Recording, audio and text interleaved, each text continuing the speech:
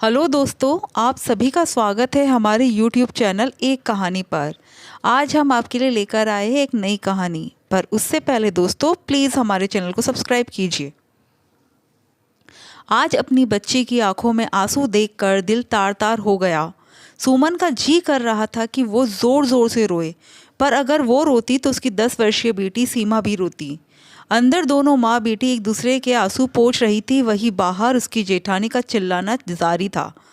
गलती सिर्फ इतनी सी थी कि सीमा ने अपनी ताईजी से घी लगी रोटी मांग ली थी। इसमें ताईजी ने ना सिर्फ सीमा के गाल पर चाटा खींचकर मारा, बल्कि उसकी माँ को भी बहुत भला बुरा कहा। सुमन इस परिवार की छोटी बहू है। सुमन ने जब अपनी 12वीं की पढ़ाई पूरी की थी तो उसके पिताजी का एक्सीडेंट हो गया और आनन फानन में उसकी शादी गजेंद्र से कर दी गई, क्योंकि उसके पिताजी मरने से पहले अपनी बेटी की शादी होते हुए देख लेना चाहते थे। उसकी शादी इस वादे के साथ की गई कि आगे की पढ़ाई वो ससुराल में पूरी कर लेगी, पर ऐसा कुछ नहीं हुआ, बल्कि यहाँ आकर तो उसकी किस्मत ही फूट गई। ससुर तो थे नहीं, बड़े भाई भाभी थे जिनके लिए सुमन सिर्फ एक नौकरानी ही थी। गजेंद्र एक नंबर का आवारा और कामचोर इंसान था। उसे भी सुमन के दर्द से कोई लेना देना नहीं था।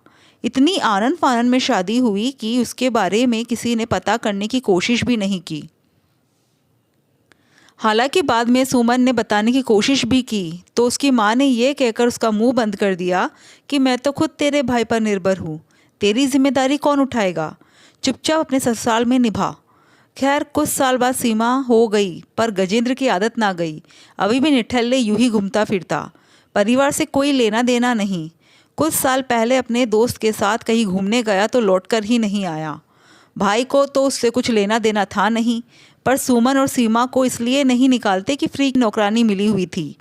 हालांकि सास ने एक दो बार कहा भी था कि यहाँ पास ही में आंगनवाड़ी में तुझे लगवा देती हूँ, कम से कम अपना और अपनी बेटी का खर्चा तो कर लेगी।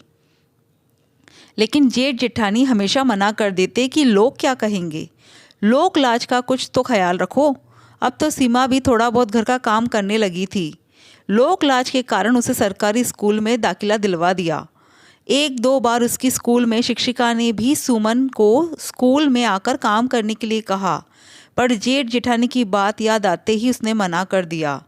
दिन भर कोलू के बैल की तरह लगी रहती थी, लेकिन फिर भी रूखा सूखा जो था वही खाने को मिलता। पर सीमा तो बच्ची ठहरी। जब देखती कि ताईजी अपने दोनों बच्चों को रोटी में घी चोपड़ कर दे रही है तो उसका भी मन करता कि वो भी ऐसी रोटी खाए। एक दो बार उसने सुमन से कहा भी, पर जो खुद ही दूसरों पर निर्भर हो वो भला क्या अपनी बेटी को घी लगी रोटी खिलाएगी। दादी ज़्यादा कुछ कह नहीं पाती, क्योंकि बड़ी बहू उनको भी सुना देती। आखिर उसी का पति था जो घर का कमाऊ पूत था। और सबसे बड़ी बात, जो अपने लिए नहीं बोलना चाहता उसके लिए भला कोई कैसे लड़ सकता है। आज फिर सीमा ने ताईजी को अपने बच्चों को रोटी में घी लगाते हुए देखा तो उससे रहा नहीं गया। इसलिए आज उसने कह भी दिया, ताईजी हमें भी ऐसी रोटी दो ना। चुपचाप जा यहाँ से, नज़र लगाएगी मेरे बच्चों की रोटी पर। सीमा फिर भी नहीं मानी। भैया और दीदी को भी तो रोटी में घी लगाकर देती हो, मुझे भी घी वाली रोटी खानी है, एक ही दे दो ना।